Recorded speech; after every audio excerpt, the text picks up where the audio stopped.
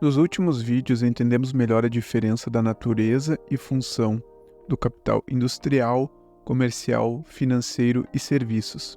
Agora vamos analisar esses mesmos capitais, mas em duas diferentes perspectivas, uma em relação ao agregado de toda a economia e outra em relação ao seu próprio capital. Dependendo do ponto de vista de observação, esses capitais podem ser classificados de duas diferentes maneiras, como produtivo ou improdutivo. Primeiramente, do ponto de vista do agregado geral da economia, um capital só é produtivo quando ele gera mais valor, ou seja, quando ele cria valores novos na sociedade. Se imaginássemos a economia agregada como um grande bolo, seria quando esse bolo aumentasse de tamanho.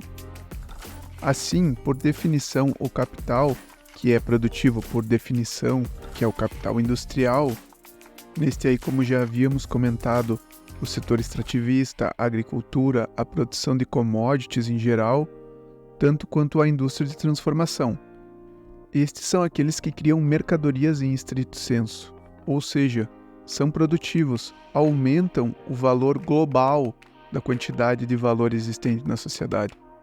Já os demais capitais, como o comercial, o financeiro, serviços, exceto quando atuando de maneira atípica, que seria quando eles criam mais valor, adicionando mais trabalho às mercadorias já existentes, que seria numa situação quando nós tratamos sobre o transporte dessa mercadoria, apesar de existir divergência se transportes estaria ou não incluído nessa questão de criar mais valor. Então, esses capitais de outras naturezas, como eles atuam somente na esfera de circulação, eles só vão se apropriar de uma parte do valor gerado, seja ela na forma de juros ou na troca de não equivalentes. Esses capitais, quando observados de uma perspectiva macro, no agregado da economia, eles não geram mais valor, logo o tamanho do bolo não aumenta. Isso quer dizer que esses capitais, o comercial, o financeiro e o de serviços, eles são então improdutivos, porque eles não geram mais valor quando tratamos nesse espectro mais amplo da questão do valor. Contudo, se analisarmos numa perspectiva restrita ao interior dos capitais, aqui numa outra situação, o capital ele pode ser considerado produtivo sempre que ele tiver a capacidade de se autovalorizar, seja quando de fato ele está produzindo mais valor ou simplesmente quando ele consegue se apropriar de uma quantidade de valor que já foi gerada. Então, quando podemos considerar que o capital é produtivo em seu interior? Sempre que o trabalho for organizado na forma assalariada, ele terá a capacidade de ser produtivo, desde que, é claro, possua a produtividade mínima para que isso seja viável.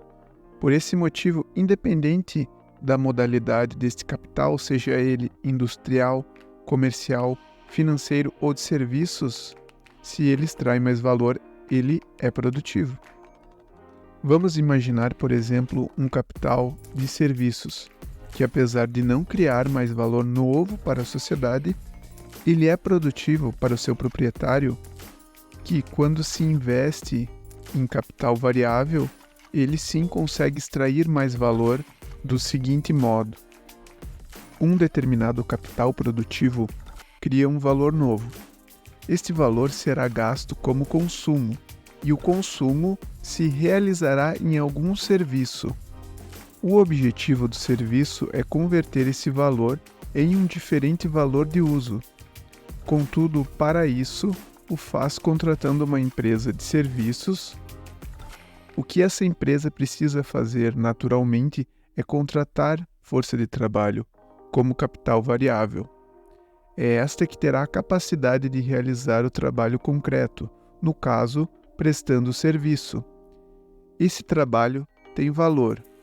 É o valor que foi transferido do capital produtivo e realizado em serviços.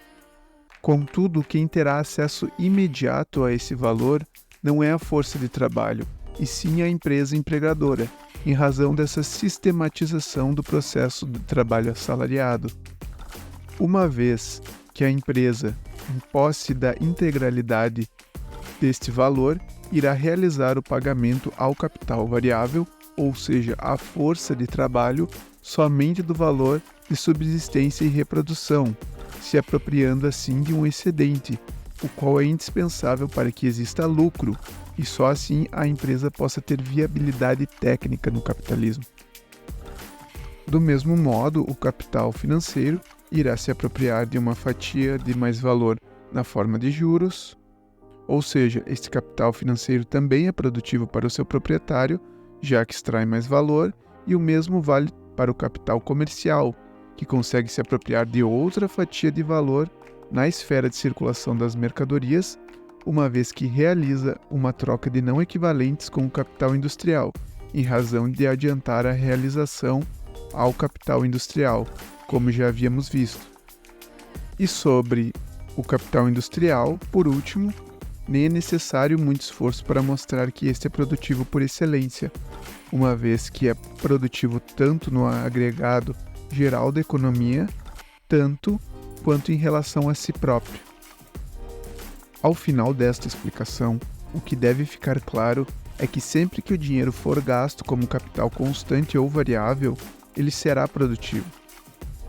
Ele será capaz de extrair mais valor. Contudo, este capital também pode ser gasto como mera renda. Nesta situação, sim, é quando o capital finalmente é realizado e se dissolve, encerrando seu ciclo. O capital será gasto como renda pelos trabalhadores ou como renda para consumo do próprio capitalista. Isso acontece quando o capital dinheiro é convertido em capital variável, que será entregue aos trabalhadores na forma salário. Este salário dos trabalhadores, então, em relação a eles próprios, será gasto como renda, para adquirir os meios para sua subsistência. Então, nessa situação, esse gasto é improdutivo, pois este não tem a capacidade de extrair mais valor. O mesmo acontece quando o capitalista gasta uma parte do mais valor extraído em seu próprio consumo para sua subsistência. Neste momento, este gasto também é improdutivo. Contudo, note que o capital, quando gasto como renda, é improdutivo apenas para o seu possuidor imediato, pois no processo de circulação global não há como realizar essa diferenciação, tendo em vista que este gasto como consumo será fundamental para algum capitalista consiga realizar o valor que foi produzido pelo capital industrial e agora se encontraria em potencial na forma capital mercadoria. É por essa infinita interdependência, que possuem tendências opostas, que o capitalismo tende a uma brutal concentração de capital e renda, uma vez que tendencialmente busca a reduzir o valor do capital variável, da qual o consumo como renda é necessário, ao mesmo tempo em que esse também é causa necessária para que o capital consiga realizar o valor produzido. Por assim dizer, quem detém capital continuará a ter acesso ao consumo, enquanto quem depende da renda do capital variável ou salário estará cada vez mais excluído da sociedade de consumo.